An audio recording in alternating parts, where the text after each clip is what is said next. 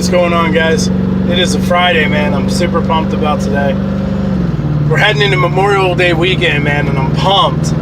3 days of just family time and relaxing and unwinding. Now, the last video was kind of a heavy hitter, right? We talked about having a humble heart and making sure that you have the self-confidence, but you have a humble heart while you have that self-confidence, and that you walk in that understanding that you're not perfect, but you're still going, right? So I'm going to kind of follow up with that video, with this video about self-confidence, because I know a lot of people out there are like, man, like, you made me feel guilty. You made me feel ashamed of the fact that I'm confident in what I can do. Like, I don't want to come off cocky. So how do I walk in the self-confidence thing without coming off like I'm arrogant and cocky? And I'll tell you how, okay? Believe in your beliefs. Believe in yourself. But do not believe your hype. All right? Believe in your abilities. Believe in what you can do. Believe in the fact that you have the ability to do what you do and that you can do it effectively. However, do not buy into your own hype. The biggest problem people have when it comes to the self-confidence game is that they buy into their own hype. They, their bosses hype them up. Their friends hype them up. Your partners or coworkers or whatever, friends, even spouses, man, they'll hype you up. They'll make you believe that you're walking on cloud 9 and that you can't be stopped. And that's awesome. It's awesome to have that kind of level of support. It's awesome that somebody is there to motivate you, to inspire you, to believe in you in that way. But you can't buy into your own hype.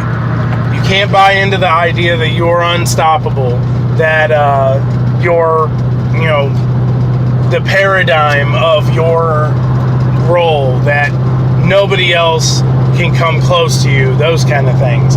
And the reason why is because when you buy into that, that's when you run into the cocky, the arrogance, the I'm better than you attitude. You lose the humbleness that you have from your failures because somebody has gotten you to believe that you never failed. And that's where that bad place comes from. And I call it a bad place because here's the thing. You can be cocky and you can be arrogant, but I'm going to tell you right now, there's a lot of businesses out there that were cocky and arrogant and they're not in business anymore. I love the story that Eric Thomas talks about. He uses this in a different way completely, but it to me it's relatable. So Blockbuster, right? We all know Blockbuster. We all used to know Blockbuster, especially anybody my age or younger, or older, I should say. You knew what Blockbuster was. Like, that was the spot that you went to rent movies. That's where you got your movies. And if you wanted to rent a movie, you made it a Blockbuster night. That was like a thing. Everybody had a Blockbuster membership. Everybody had a card. Like, it was a thing. But this is what happened. They bought into their own hype. They believed that they were on top of the game and that no one could touch them. Because somebody along the lines, whether it be their financial partners, whether it be, themselves even, because you can always hype yourself up. Like, you don't necessarily need anybody to make you buy into yourself, because we're all selfish. We have our own selfish ways and tendencies. So anyway, they believed it and they bought into their own hype, and so they just sat there and they sat there and they sat there and they chilled out on their little throne that they made. Problem was, though, Netflix came up. This guy apparently went to return a movie, got really, really mad that he had to pay a fine because he was returning it late, and was like, man, there's got to be a better way than this. And he got some partners together and he got some money together, and he launched Netflix, which, by the way, now is probably the largest streaming / DVD rental. Now they've moved kind of away from the mailing the DVDs through the mail thing, but it's still there. And the thing is, like, they were able to come up because Blockbuster bought into their hype and they got cocky. And because you got cocky, you sat there and you thought you were good and you thought no one could touch you and you thought you were invincible, and then this thing came up and it blew them away. Now there's not a Blockbuster in sight, man. The whole company had to fold because they couldn't compete. By the time they realized that they were on such a bad losing streak, it was too late, man. Netflix had already taken over.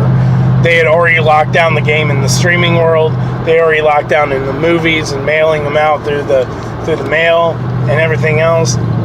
Like, they killed it. So when you talk about the bad place of cocky, that's the bad place of cocky. You cannot just assume that you've got it and that it's just going to be gravy for you, because it probably won't be. Now, how do you walk in self-confidence? It's very simple. You know your abilities, but you also know you're human. You know your strengths, but you also know your weaknesses.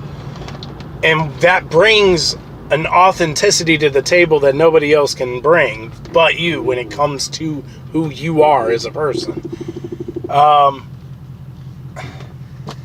I'm self-confident. I'm confident in my abilities and how I'm able to carry myself and what I'm able to do.